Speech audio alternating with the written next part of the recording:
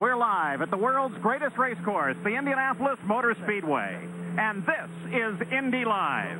At the moment, at Indianapolis, you look down the main straightaway where the yellow light flashes, and this was the reason. Just a few moments ago, Mike Croft, the Honda-powered car, had the engine let go over on the main straightaway. As he dove into the first turn, he spun in his own oil, got up against the wall, and finally rolled to a stop. We have another opportunity to look at exactly the same situation. Mike Croft coming into the first turn after having the engine let go, and when it let go, it oiled down the rear tires, and at that moment, he simply became a passenger. But the good news is that Mike Croft's car is damaged, but he is okay. 2, 1, the open.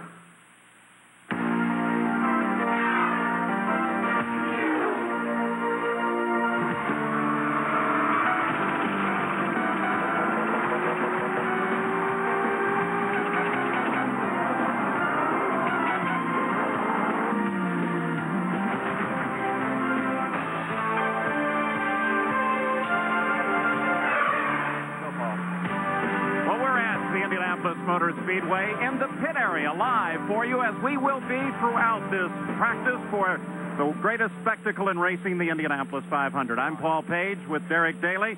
Let me tell you a little bit for those of you who have never had the opportunity to come here to Indianapolis and be part of this marvelous warm-up to the running of the greatest spectacle in racing. Every day for 2 weeks, the cars practice. The practice itself is extremely important.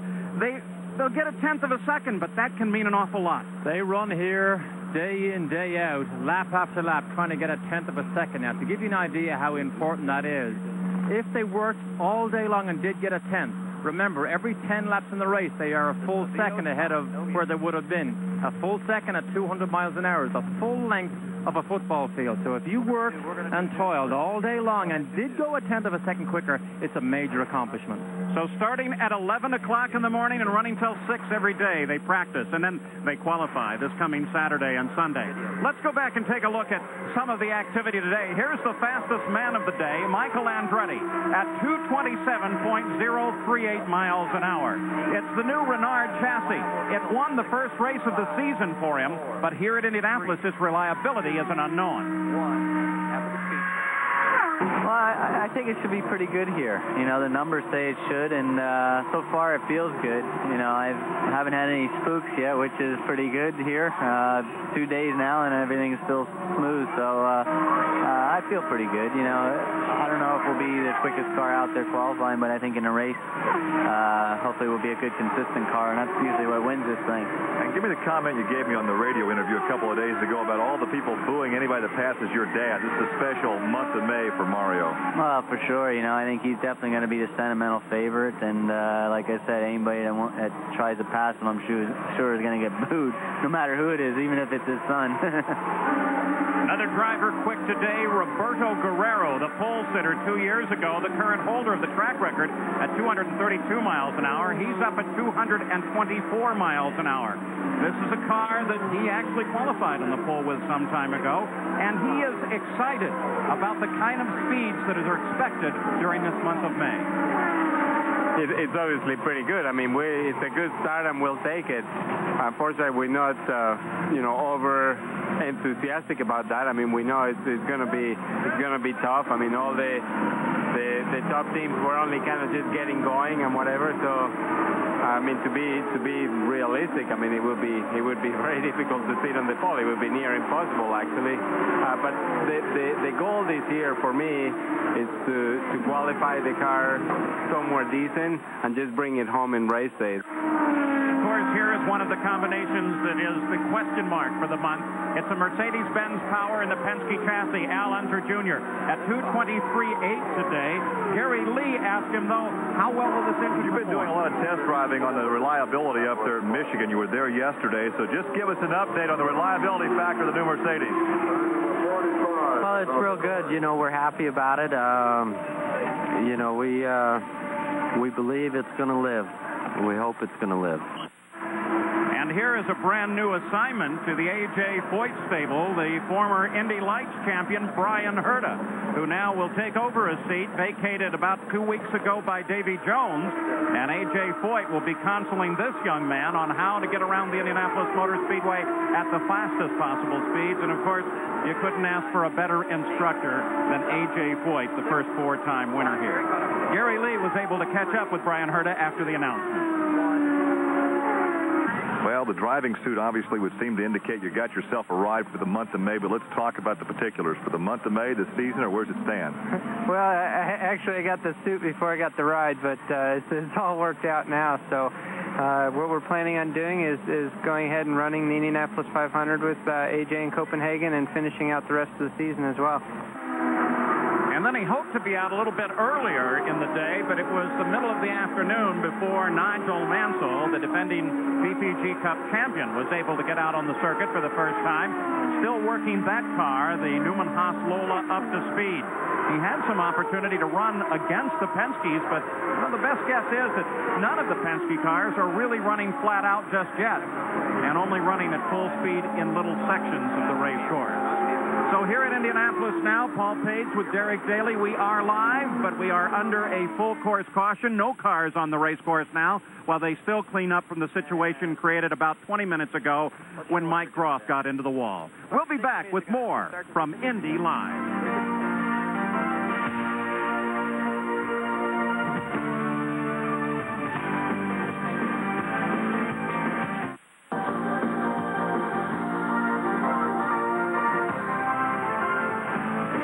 Live at the Indianapolis Motor Speedway. The yellow light is still on as they clean up from Mike Groff's accident a little bit earlier. The first incident of the month of May, he's not injured. The car is damaged. But, Derek, what we're seeing here is probably the most beautiful day that we've seen in this month of May, if not in several of the past. A gorgeous, gorgeous Indiana day. Scarcely a cloud in the sky at all. You can see just there. But it wasn't like that this morning. It was much cooler when the track opened at 11 o'clock. And Michael Andretti took full advantage of that. And in that first hour, he actually had the Reynard up to 227 miles an hour. So far today, 44 cars on the racetrack. They've completed a total of 1,400 laps. It's really amazing how much the sunlight on the track, the mere presence of sunlight, what a difference it makes to the race car. And, of course, we will follow that because if the sun goes down, the ambient temperature goes down. Engines like that, they make more horsepower. When they make more horsepower, you fly down the straight. Everybody loves the happy hour run till 6 o'clock. Of course, one of the great things of the end of the day is the shadows from the main straightaway. You can see them in the background from the grandstand. Overshadow the main straightaway, make it a little bit cooler, and make it a little more efficient to run a little bit faster. Plus, the winds die, and the temperature has dropped just a bit. Now, drivers ready to go out, already in the cockpit, should the green light come on. Let's go down to our Gary Lee. Well, Paul, how many race fans would love to be right here where I am, this close to your defending 500 champion, Emerson Fittipaldi, in the potent Penske with the much-talked-about Mercedes-Benz power plant. This is always a challenge to talk to a driver with the helmet on. Earlier today, Mo, at 2:26. We obviously expect a whole lot more than that. When might we expect you to crank out one? Well, Gary, on the beginning of the testing, the new Mercedes-Benz engine showing a lot of promise. We're just getting the right balance of the car, the right feeling. Still, the beginning of the week. But plus, we can put a quick lap soon. You're eager to get back out there. You're strapped in. As you were out testing here yesterday, your teammate, Little Al, was up running some reliability tests at Michigan. Yes, we are doing a parallel program, try to get as much miles we can before the race starts. Mm-hmm. But all three Penske drivers are here this afternoon, and they've been out to practice. Paul? All right, so Emerson Fittipaldi is ready. During the month of May, we keep track of who is the fastest, which at this point, and thankfully, we have this marvelous little gadget. Let me show this to you. Motorola makes this available to us. In fact, to everybody at the track, if you've got the toll. It's a little pager, but it has all of the information of what's gone on each day, the fastest speed, and it's updated every 8 seconds. You see that there? Where the screen goes away. Scott Brayton is the quickest of the month of May thus far.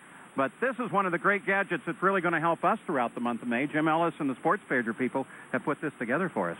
And I probably shouldn't say this, but during a round of golf today, I was probably 15 miles away from the racetrack. 8 seconds after Michael did his 2:27, it popped up on my little pager on about the 5th fairway. Right, we mentioned that. But I do work hard. Not that hard. We've seen you work. We mentioned that one of the big question marks is the fact that we have the new Mercedes engine here at the Indianapolis Motor Speedway. And that is going to be an interesting factor in the mix. Now, a little bit earlier, Derek Daly was able to take a look at that new Mercedes and, in fact, the other engines in the field. But first, let's take a look at these speeds. Michael Andretti quickest of the day at 2:27, followed by Emerson Fittipaldi. Michael Andretti in his backup car at 226. He had trouble yesterday and blew the engine in the primary car. Roberto Guerrero at 224, Eddie Cheever at 224 miles an hour. Now, let's take a look at Derek Daly, who had an opportunity to look at the different engines that will be racing here and trying to qualify for the Indy 500. Historically, engine equivalency formulas have been very difficult to balance in the past, and indeed they're difficult to balance now in IndyCar racing also. USAC here at the Speedway allows up to 3 different designs and styles of engine to be used.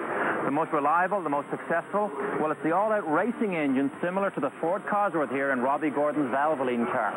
This is a 2.6-liter or 162 cubic inch racing engine that uses twin overhead cams and 45 inches of boost to produce 750 to 780 reliable horsepower. Now, when you move to engine configuration number 2 that's here at the Speedway, the horsepower figures begin to go up dramatically. This is the Buick V6 stock block as fitted to Stan Fox's Delta Fawcett car. Now, this particular engine runs to the old USAC stock block rules. It's bigger than the Ford Cosworth. It's 209 cubic inches. It uses 55 inches of turbocharger boost, and it produces as much as 850 or 860 horsepower. But it has not proven to be reliable horsepower in the past. And now we come to engine configuration number 3 that is fitted to all 3 Marlboro Penske cars. And of course, it's the engine that everybody is talking about, the new Mercedes-Benz engine. It is running to USAC's new engine regulations that were brought in just over 2 years ago. It is the same size as the Buick, 209 cubic inches. It uses 55 inches of turbocharger boost. But the key rule change here is the camshaft in the engine can be placed anywhere in the block, essentially allowing the manufacturers to build an up-to-date racing engine. So, as long as you use push rods to open the valves, this engine has the potential to develop as much as 950 reliable horsepower. Now, it only took just over 25 weeks from the first line drawing to when this new engine ran on the dyno for the first time. If Roger Penske and Mercedes-Benz are successful here at the Speedway this year, if the rules stay as they are for next year, it may mean that everybody who wants to try and win this race may have to have one of these new 209 cubic inch engines. And we're looking live at Roger Penske as he talks to Emerson Fittipaldi, his driver, as they wait to go out. We are still under a yellow, which means no one out on the race course. Of course, there are some other engines we'll be looking at. The Honda, Lincoln Mike Groff's car that just hit the wall, and the Ilmore. You know it from last year as the Chevy Indy V8. We'll be back.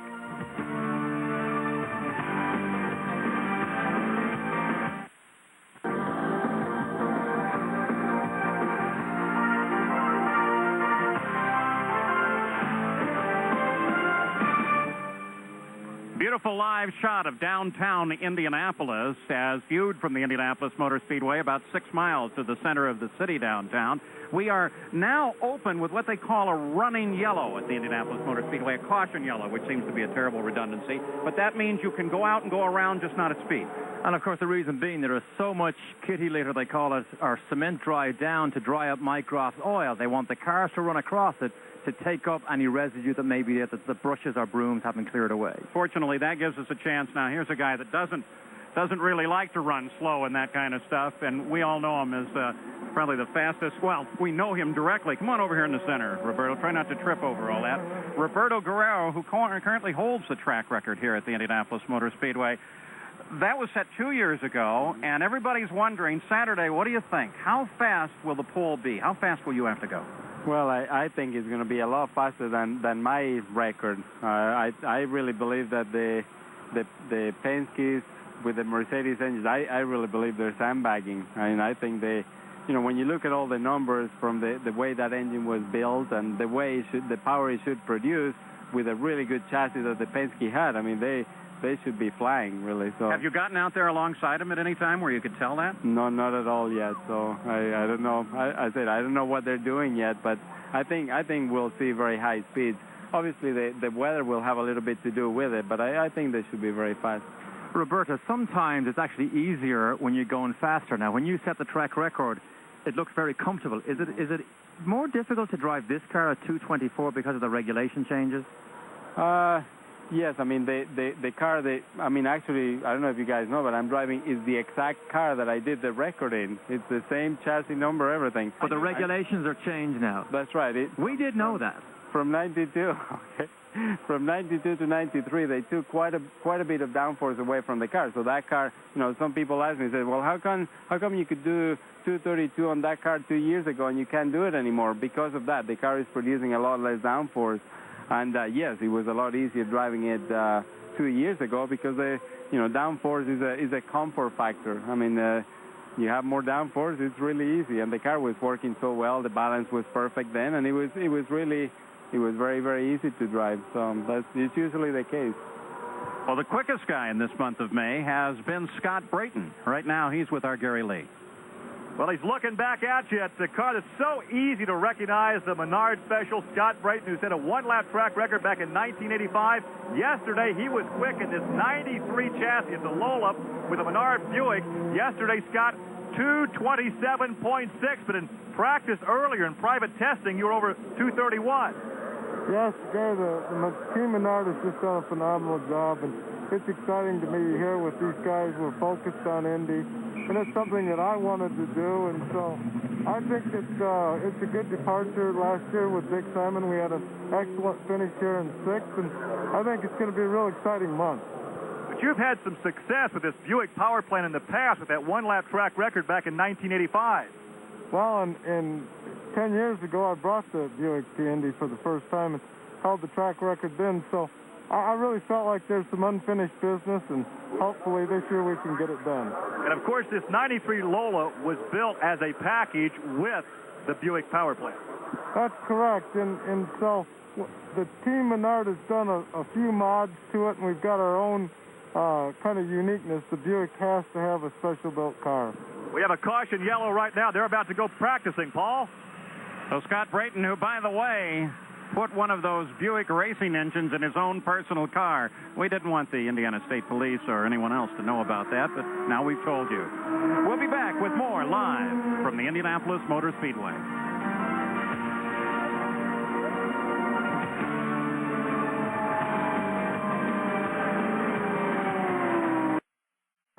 ESPN continues its live coverage from the Indianapolis Motor Speedway of practice. This is the third scheduled day, the actual second day. The first day was rained out. And as you can see, the cars have begun to move up to speed, all of them easily well over 200 miles an hour. Now, Derek Daly, we've been talking about one of the stories this month of May being that Mercedes engine. But one of the strange things about the whole thing is the rules and how they could affect the engine. Exactly. We have to remember that USEC retains the right at all times to change the rules on these engines. In other words, if they have 55 inches of turbocharger boost right now today, even through qualifying, the USEC rulebook states all the way up to race morning, they can make a decision to modify that and give them lower boost if they so choose. Now, as we take a look at the Indianapolis Motor Speedway, let's give you some of the dimensions and set this up. 2.5 miles around, 60 feet wide in the turns, 50 feet wide in the main straightaways. The main straightaway and the back straightaway are identical at 5/8 of a mile each. Good shot here of Eddie Cheever. He's been in the top 5 today and yesterday. This is a Menard car, had a huge crash while testing some aerodynamic pieces with Eddie Cheever. We saw him on our show here yesterday. Didn't rattle his confidence a lot, and which is the biggest problem the drivers get when they hit the walls very hard here. And in fact, his testing crash was the only time he's ever hit the wall on a super speedway. So Cheever, who led the race last year, looking for a good race, for a win. Cheever, the 27, the green Quaker State car we just saw, has not driven anything since the end of last year. How much of a redevelopment it is to get here? Well, of course, he has spent most of his time doing something very similar to what Jim Crawford was doing for the last 3 or 4 years, just specifically working at the Speedway with one engine combination. He hopes it's going to prove to be fruitful and reliable for him, but really the number one thing he wants is a good show, so as maybe he can convince John Reynard or somebody to give him a drive for the rest of the season. All right, Gary Lee, it looks like Fittipaldi's ready to head out. Indeed, they have refueled the Penske, and he kind of winked earlier when he said that he may have a hot one left yet here this afternoon, depending on the weather. Obviously, you talked about the shadows, which cooled down the straightaway. Well, they're still waiting. The crew is still waiting. For some reason, they don't want him to leave. So the crew is holding up right now, and there he goes. Elmo, could we see the quick one? Yes, this afternoon from this potent combination, the Penske chassis and the brand new, much talked about Mercedes-Benz. There you get an idea of that Mercedes-Benz power as he starts to come up to speed. It'll take him a full lap to do so, and when we come back, we'll see how good he is doing.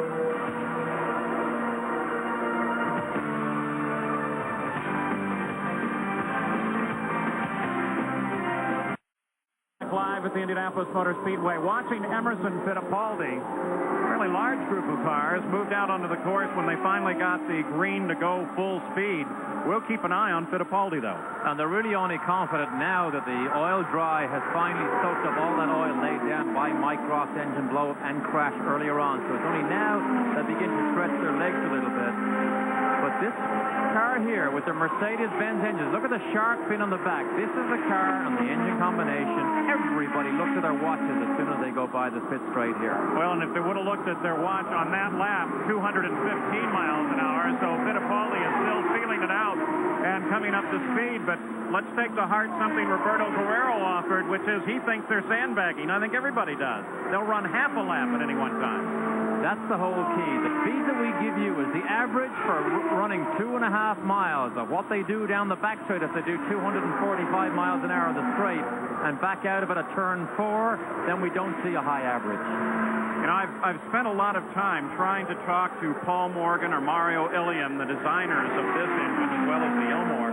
And I said to them, Derek, I'd like to have a push rod. Can you just give me one so I can show everybody on television how long the push rod is? Because we expect that it's only a couple of inches long, though I've never really seen a cross-section of the engine. It's just not available.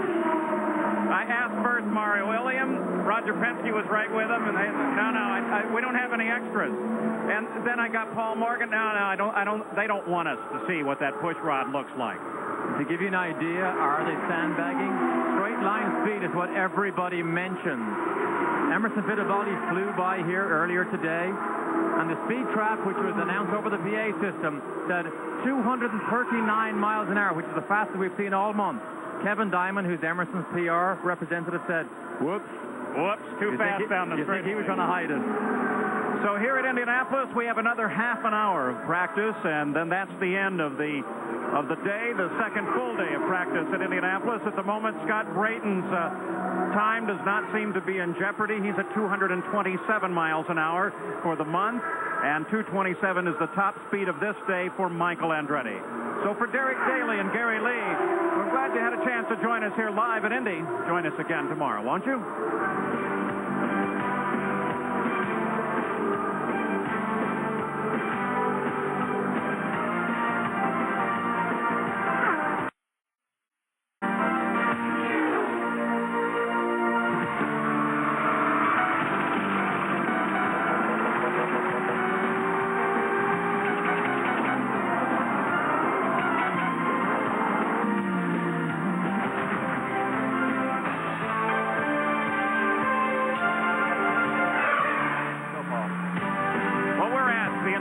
Motor Speedway in the pit area live for you, as we will be throughout this practice for the greatest spectacle in racing, the Indianapolis 500. I'm Paul Page with Derek Daly. Let me tell you a little bit for those of you who have never had the opportunity to come here to Indianapolis and be part of this marvelous warm-up to the running of the greatest spectacle in racing. Every day for 2 weeks, the cars practice. The practice itself is extremely important. At 232 miles an hour, he's up at 224 miles an hour. This is a car that he actually qualified on the pole with some time ago, and he is excited about the kind of speeds that are expected during this month of May. it's obviously pretty good. I mean, it's a good start and we'll take it. Unfortunately, we're not, over enthusiastic about that. I mean, we know it's going to be tough. I mean, all the top teams were only kind of just getting going and whatever. So, I mean, to be realistic, I mean, it would be very difficult to sit on the pole. It would be near impossible, actually. But the goal this year for me is to qualify the car somewhere decent and just bring it home in race days. Score's an unknown.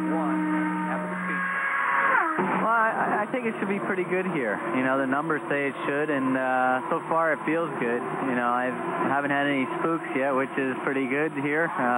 2 days now, and everything's still smooth, so I feel pretty good. You know, I don't know if we'll be the quickest car out there qualifying, but I think in a race, hopefully we'll be a good, consistent car, and that's usually what wins this thing. And give me the comment you gave me on the radio interview a couple of days ago about all the people booing anybody that passes your dad. This is a special month of May for Mario. Well, for sure. You know, I think he's definitely going to be the sentimental favorite, and like I said, anybody that tries to pass him, I'm sure is going to get booed, no matter who it is, even if it's his son. Another driver quick today, Roberto Guerrero, the pole sitter 2 years ago, the current holder of the track record.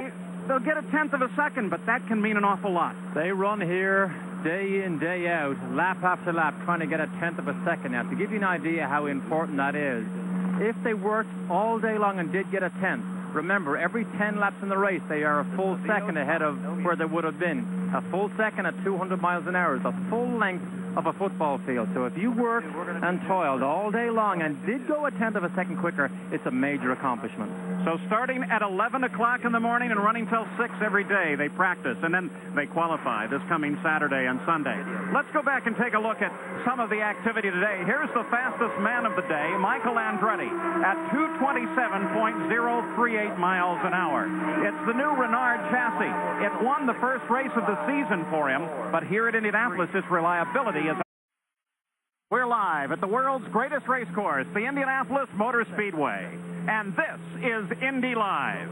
At the moment, at Indianapolis, you look down the main straightaway where the yellow light flashes, and this was the reason. Just a few moments ago, Mike Croft, the Honda-powered car, had the engine let go over on the main straightaway. As he dove into the first turn, he spun in his own oil, got up against the wall, and finally rolled to a stop. We have another opportunity to look at exactly the same situation. Mike Croft coming into the first turn after having the engine let go, and when it let go, it oiled down the rear tires, and at that moment, he simply became a passenger. But the good news is that Mike Croft's car is damaged, but he is okay. 2, 1, seal.